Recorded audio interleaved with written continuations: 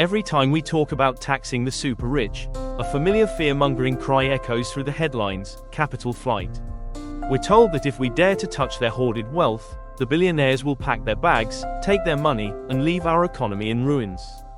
Gary Stevenson argues that we need to tax these very wealthy wealth hoarders to stop them from growing their wealth and squeezing out the middle class and the government. This isn't just a theory, it's a narrative pushed by powerful voices. For instance, in discussions this week with Rory Stewart and Alistair Campbell in the Rest is Politics podcast, the argument was made that although interesting, there is a capital flight risk. They perpetuated this myth and we disagree agreeably with them on this. The usual argument is that tens of thousands of rich businessmen and women, millionaires and billionaires, will have left the country for places like Dubai or Italy, taking billions with them and causing job losses for their staff if a wealth tax like Gary advocates for is introduced. Higher taxes mean a mass exodus, a depleted tax base, and a direct hit to jobs and the economy. They claim it would penalize saving and investment, and make the UK a less attractive place for the wealthy. But what if this entire narrative is a hollow threat? That's the powerful rebuttal from Professor Richard Murphy, a leading expert in tax justice.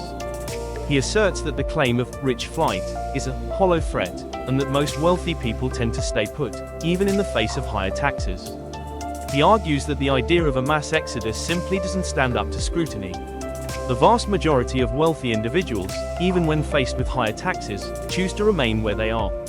And even if some wealthy individuals do decide to leave, Professor Murphy highlights a crucial point: their wealth often doesn't go with them.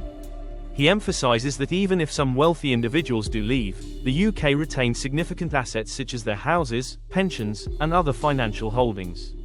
Think about it: their houses, their pension funds, their businesses, their long-term investments, these are not easily packed into a suitcase and flown to Dubai. A significant portion of their wealth is tied to the UK economy, regardless of where they physically reside. The argument that a wealth tax would lead to hundreds of billions in lost capital often ignores these immobile assets. So, if the rich flight threat is largely unfounded, why is it so widely propagated?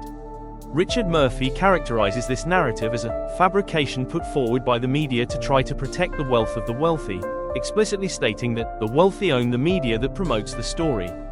This goes beyond a simple economic disagreement. It suggests that the narrative itself is a tool of power, designed to influence public opinion and governmental policy in favor of the wealthy. Professor Murphy also challenges our societal priorities. He points out that society seems to worry much less about losing skilled people who actually deliver useful services, going to work abroad, because work doesn't pay sufficiently, than we do about millionaires who live on passive incomes and do nothing to build or support the economy. This highlights a critical question: why do we prioritize the potential departure of those who contribute little to the productive economy over the retention of essential workers? The capital flight argument is a powerful illusion, designed to maintain the current system of wealth concentration. As Gary Stevenson and Richard Murphy reveal, it's a hollow threat, often amplified by those with a vested interest in protecting their fortunes. Richard Murphy urges us to ignore the threats and get on with the action, emphasizing the need to tax the income and gains of the wealthy more to redistribute wealth, which would benefit everyone. It's time to challenge these false narratives and demand a fairer economic system. The truth is, taxing the rich won't trigger an exodus. It will help build a more equitable and stable society for everyone. If you found this video insightful, please like, share, and subscribe for more deep dives into the economy.